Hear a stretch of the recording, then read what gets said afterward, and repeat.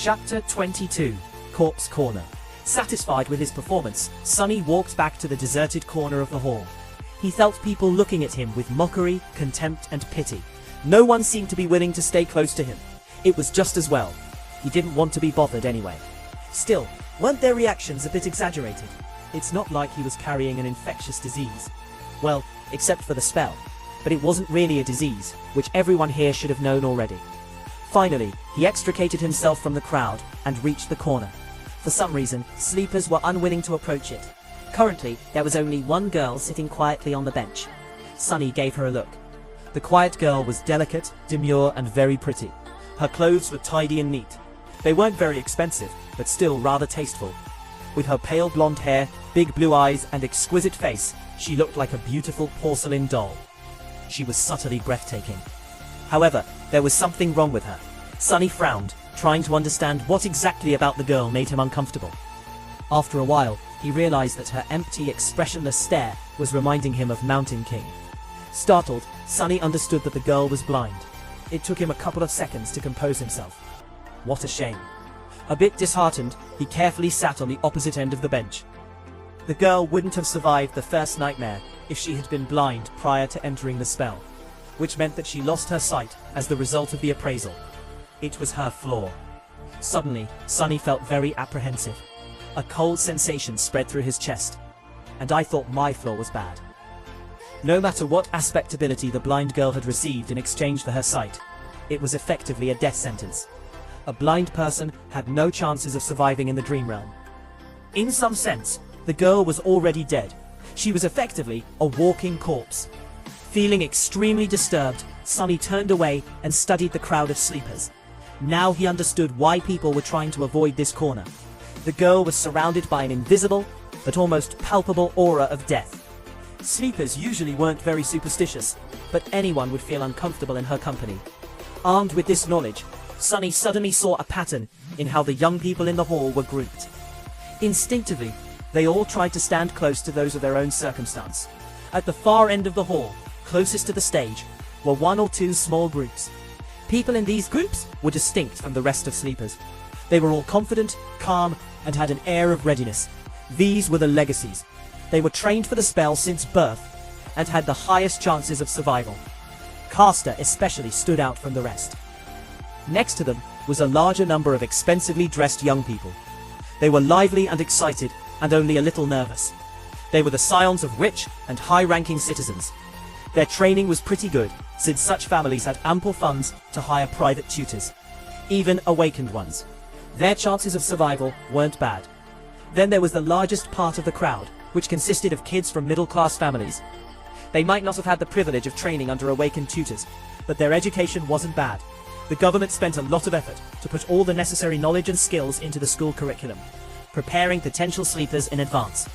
Some of them might have received additional training in private. To survive, these sleepers would need to put in a valiant effort, and also have a bit of luck. But it wasn't improbable. Consequently, they were tense and nervous. And lastly, there was Sonny and the blind girl, the corpses. From the point of view of other sleepers in the hall, their chances of survival were close to zero. How charming. This was how the young sleepers had subconsciously divided themselves. The only exception from this rule was the silver-haired girl, who stood alone and apart from everyone, seemingly indifferent to tension and nervousness that permeated the air. She was leaning against a wall with her eyes closed, still listening to music. But regardless of their group and level of training, everyone was already tired of waiting. When will the damn induction ceremony start? Sonny thought, irritated. As though answering his thoughts, a tall man in a dark blue uniform appeared on the stage. Not only was he tall, he was actually almost a giant. Sonny even wondered if the man's mother had sinned with a bear. Of course it was impossible. Bears had gone extinct long before the spell even appeared. But he once saw pictures in a book, and they looked sort of similar. A bear-like nightmare creature then.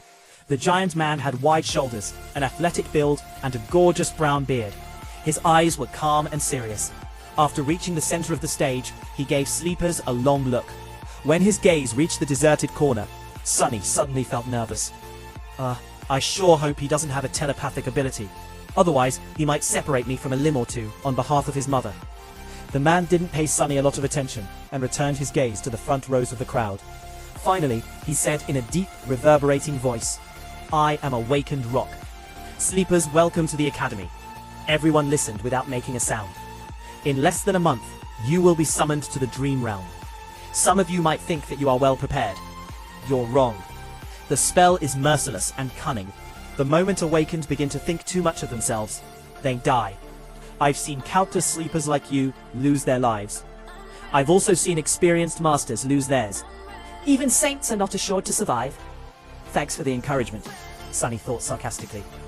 In the following 4 weeks, we will do everything in our power to increase your chances of survival. You will receive training from the best instructors in the world. However, don't be misled by their fame. In the end, whether you return from the dream realm alive depends only on one person, you. The responsibility to survive is yours and yours alone. Except for the legacies, sleepers were looking at each other with growing fear in their eyes. Awakened Rock continued. You are not children anymore. It's a shame, because you ought to be. But the spell has decided otherwise. You have been to the first nightmare, so you already know what it's like. Your parents, your teachers, and your friends can't help you anymore. Haven't had any of those in a long time. While listening to Rock's speech, Sunny couldn't help but feel a little excluded. It was all old news to him. However, he understood the instructor's purpose. He had to make young sleepers afraid, because fear was the only thing that would keep them alive. Finally, the speech got to the important part. Awakened Rock paused, giving kids listening to him a few moments to digest his words. Then, with a short nod, he continued. Now, we will talk about the difference between nightmares and the dream realm. Chapter 23. Dreams and Nightmares. That was something Sunny was keenly interested in. Of course, he had a general knowledge of how things were set inside the spell, but the first nightmare had already shown him that reality was different from how it was portrayed in popular culture, in a number of small but infinitely important ways. He needed to separate truth from the myths, and of course, it was very advantageous to hear it from the mouth of someone who had actually been to the dream realm. So Sunny was all ears. Awakened Rock began to speak. Most people are aware of what nightmares are, because they have an impact on the real world and their lives. All of you have been warned, before entering the first nightmare, that should you perish there, a nightmare creature would be allowed to cross the threshold and enter reality. Yup, that was the reason why Master Jet had to wait patiently by his side, prepared to deal with the monster if it appears. First nightmares are unique, because each of them is individual. That's why only a single creature can appear. However, starting from the second nightmare, things become much more dangerous. These nightmares are not tied to an infected person. Instead, they are born in the dream realm. While the seed of the nightmare is growing, any number of awakened can attempt to conquer it. Hunting down nightmares was the main responsibility of the awakened. Sunny knew that much. Should they all die, or fail to find the seed before it matures, a gate will open in the real world, letting through countless monsters. You all know the consequences. Other awakened will be forced to withstand the onslaught on this side. But then, there can be massive destruction, or losses among the civilian population. Opening gates was something that every person on the planet feared. It was also the second disaster brought upon by the spell, after the initial appearance of the nightmare creatures. The main difference was that in that initial wave, there were only dormant beasts. However, gates had ranks of their own, and any type of creature could potentially step through. Not long before Sunny was born, a rank 5 gate opening left a whole continent uninhabitable. Luckily, high-rank gates were very rare. Awakened Rock's voice grew solemn. So, it is not wrong to say that the purpose of the awakened is to enter the dream realm, seek out maturing nightmares, and close them before any harm could befall the real world. From this, you can see that the dream realm and the nightmares are connected, but are not one and the same. If nightmares are the destination, then the dream realm is the road. But it is also so much more. Very romantic. Does Awakened Rock have poetic inclinations? Simply put, the dream realm is a world. It is vast, mysterious, and mostly unexplored. It is also dead. There is no life out there except for the nightmare creatures, corrupted ecosystems, and now us. But it wasn't always dead. We can tell that once, a long time ago, the Dream Realm was home to several primitive civilizations. There are a lot of ruins buried in its soil. From what Sunny knew, those lost civilizations were not really primitive. It's just that their development was centered around soul cores and mysticism, as opposed to technology. So basically, miracles and magic. What were their names? How did they fall? No one knew. Maybe they were destroyed by the spell. We don't know if the Dream Realm exists inside the spell as one of its illusions, just on an unimaginably larger scale, or if it's real, with the spell only serving as a pathway between two realities. However, we do suspect that the illusions conjured up inside the nightmares are based on its history. They are replicas of past events, somehow reconstructed from the depths of time. So, there might have been a real slave caravan on that Black Mountain once, a long time ago. Sunny remembered how time seemed to move in reverse at the beginning of his nightmare. He thought about how things would have ended up without his involvement.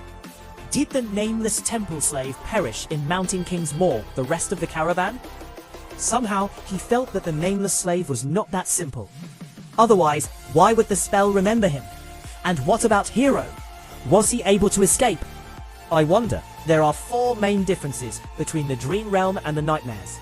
Firstly, it doesn't have a story. There is no predetermined conflict you are forced to resolve. You can move freely and explore, provided that you have the strength to stay alive in the wilderness. Most people tend to stay close to one of the human citadels. That's good to know, Sunny thought, unconvinced. Sure, there were no predetermined conflicts in the Dream Realm, but with his fated attribute, he was pretty certain to end up in some kind of trouble. So that freedom Awakened Rock had mentioned was relative in his case. Meanwhile, the instructor continued. Secondly, as I have already mentioned, there are no people in the Dream Realm, except for those who came from the real world. There are only monsters. Some of them can mimic human appearance though, so be mindful of that.